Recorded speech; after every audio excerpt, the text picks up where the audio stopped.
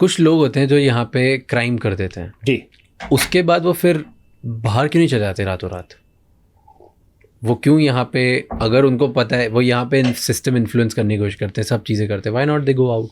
वो देखिए जो बाहर भागता है जी, वो या तो मोस्टली इकोनॉमिक ऑफेंडर होगा, वो भी बड़े लेवल का। जैसे एक सिंपल एग्जांपल देता हूँ, एक बहुत बड़ा बहुत कॉमन है इंडिया में कि आपने कार से एक्सीडेंट कर दिया किसी का, एंड अब वो इंटेंशनल था अनइंटेंशनल था आपको नहीं पता, आप उधर से भागते हो, एंड देन उसके बाद आपके ऊपर केस चलता है।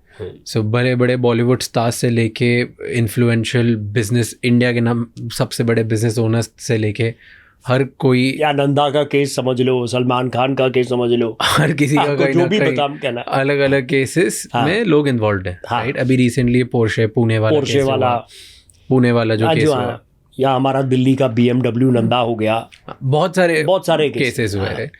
इन सब में कन्विक्शन नहीं हुआ, कुछ नहीं हुआ, क्योंकि जो हमारा एक्सीडेंट का केस होता है जी, वो बेसिकली जो है उसमें एक्विटल लेना इतनी बड़ी बात नहीं होती। ओके। तो और इन तरह का आदमी जो है साहब, जो है देखिए हिंदुस्तान छोड़ के तो वही जाएगा जिसको लगेगा जी अब now there is nothing left for me here.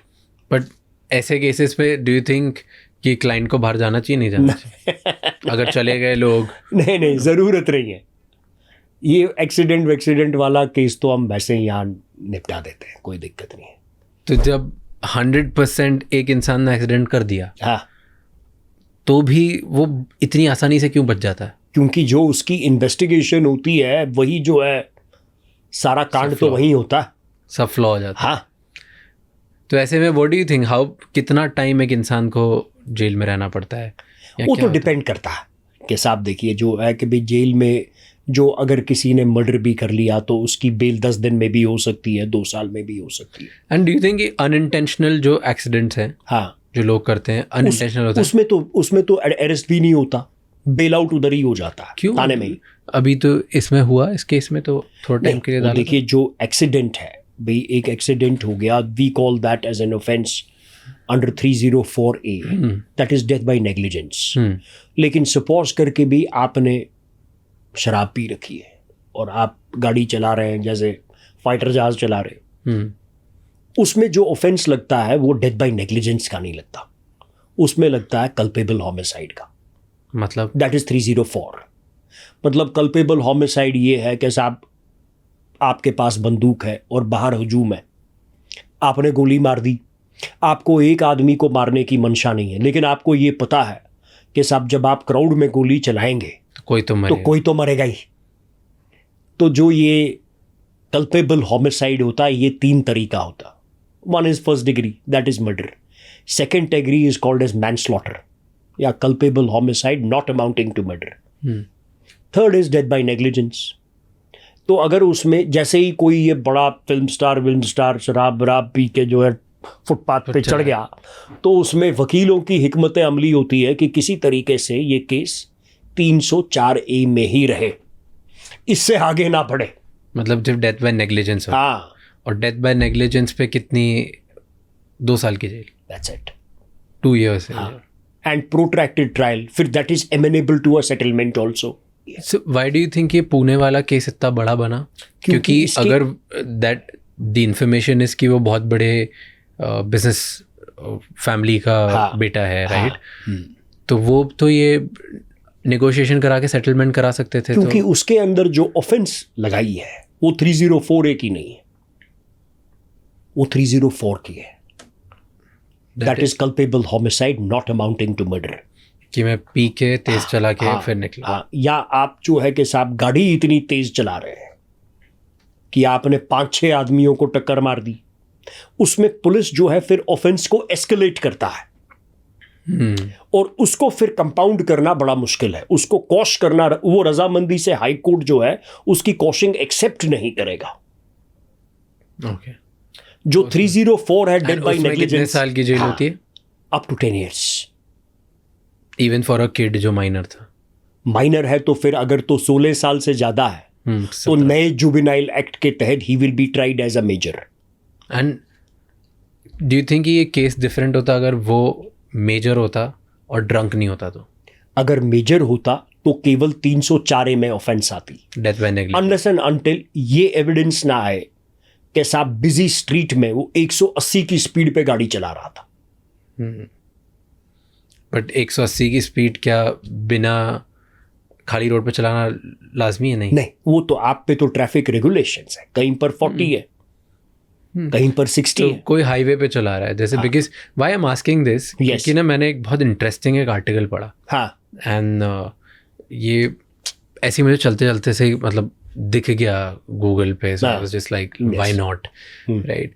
और उसमें वो आर्ग्यू कर रहा था कि कितने इंडिया में गांव वाले हैं हाँ, जो डेली जिनकी डेथ होती है ट्रक से, राइट। ट्रक वाले अपनी धुन में चला रहे होते हैं और वो पता नहीं गांव में कितने लोगों को कितनी जगह रोज उड़ाते हुए जाते हैं।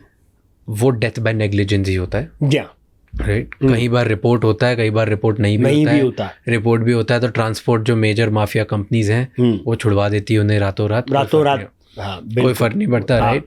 ट्रक ओवर स्पीड कर रही होती है, बिल्कुल।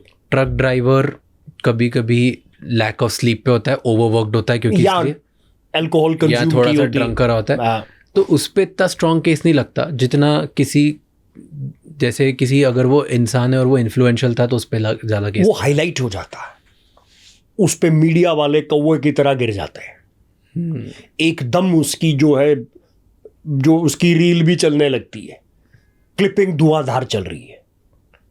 तो जितना लो प्रोफाइल रहेगा उतना केस को दबाना इजी है।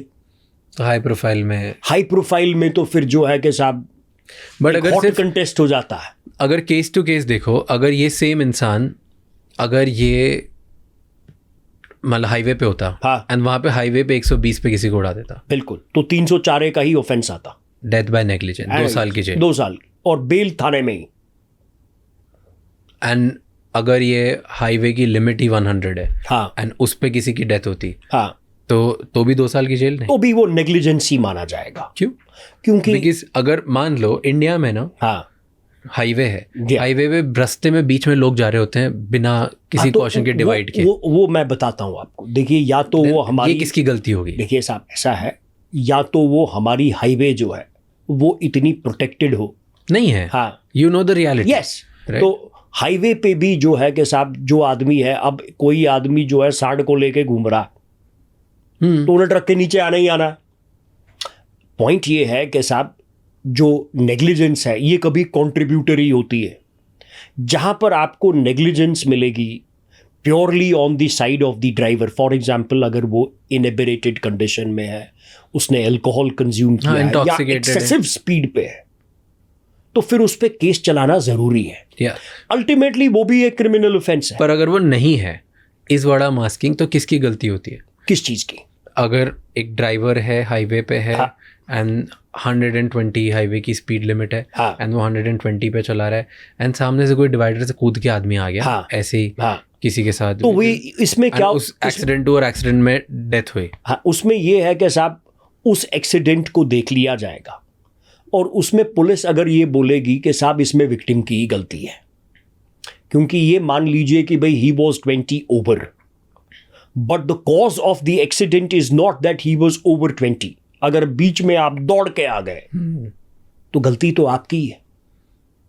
तो हमारे हाईवेज, हाँ, इसमें कोई ऑफेंस नहीं लगता, लेकिन पुलिस कभी भी क्या करती है कि साहब अगर कोई मर गया, केस तो दर्ज होना ही है। केस दर्ज होने का मतलब है इधर से भी पैसा, उधर से भी पैसा।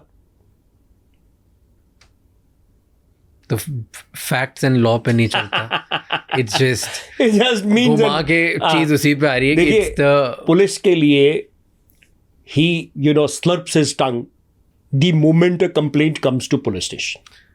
But you've never, आप इतना ज़्यादा बोल रहे हो तो आप कभी किसी strong ethical पुलिस वाले से नहीं मिले? Hardly.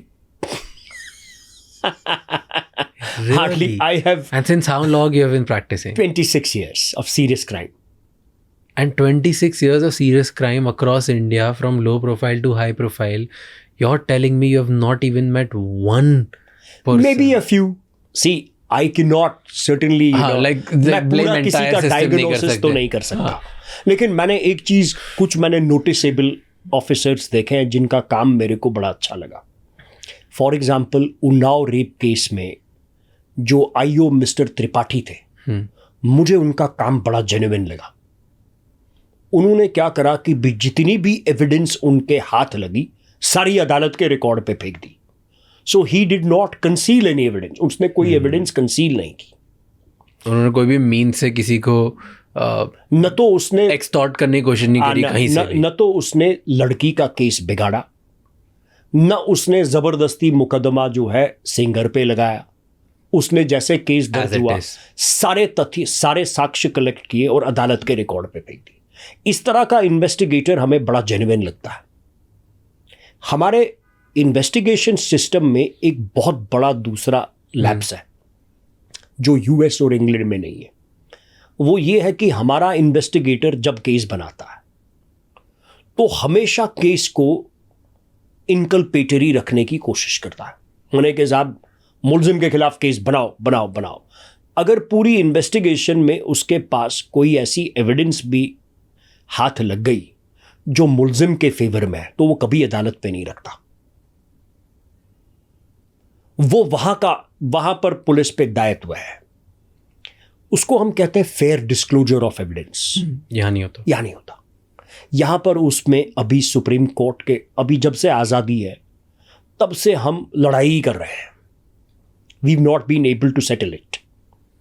इंग्लैंड में कानून है कि जो भी एविडेंस आपके हाथ लगी, सबसे पहले जब आप किसी पे रेप का केस चलाएंगे, जितनी भी आपकी एक्सकल्पेटरी एविडेंस है वो पहले आप मुलजिम को देंगे, इनकल्पेटरी बाद में देंगे। जो आपको मुकदमे में फंसाती है वो बाद में देंगे, जो निकालती है वो पहले देंगे। हमारे यहाँ जो आपको निकालती है वो तो नीचे ही दबा लेता है। एंड यहाँ पे अगर मैं एक पुलिस ऑफिसर हूँ और मेरे पास 10 एविडेंस मेरे पास हैं, हाँ, मैं सिर्फ 6 प्रेजेंट करूँ और 4 रख लूँ अपने पास, बिल्कुल, और कोई मेरे ऊपर कोई मुकदमा नहीं चलेगा, कुछ नहीं, कोई आप पे आंच नहीं आता, और मैं 4 जाके वो बेच दूँ बाहर, आज जो मर्जी कर लो, या रख भी दूँ या फेवर में ले लूँ, कुछ भी ले लो, आप पे कोई जो है वो क्या है कि भाई वो सिस्टम वो तभी हम कर पाएंगे जब हम अपने राइट्स को और एस्केलेट करेंगे। उसके लिए ज़रूरी है कि साहब पुलिस स्टेट हमारी जो है भी, हमारा मुल्क और पुलिस स्टेट नहीं बनना चाहिए। जितना पुलिस पे आप पावर देंगे उतना ही आर्बिट्रेरीनेस और बनती है। Do you think police should have less power? Police should have less power which they can misuse. Police should have all the power to prosecute, but prosecute scientifically. Prosecute without third degree. Prosecute objectively. Prosecute without fear and favor. Prosecute genuinely. Don't drop the prosecution because on 100,000 in cash, your tongue is getting elongated like a dog with 4 inches. 4 foot लंबी आपकी जबान हो गई दोनों तरफ से, क्योंकि आपने वर्दी पहनने का दायित्व लिया, मैंने तो नहीं लिया। आपने जो है यूनिवर्सिटी मेहनत करी, मैं आईपीएस ऑफिसर बनूंगा, शेर भी आपने कंधे पे बिठवा लिया, उसके बाद में क्या काम कर रहे हो वो आप जानते हैं। अगर ऐसे और भी बहुत इंसाइटफुल शॉर्ट्स और क्लिप्स देखनी है तो इस चैनल को सब्सक्राइब कर लो।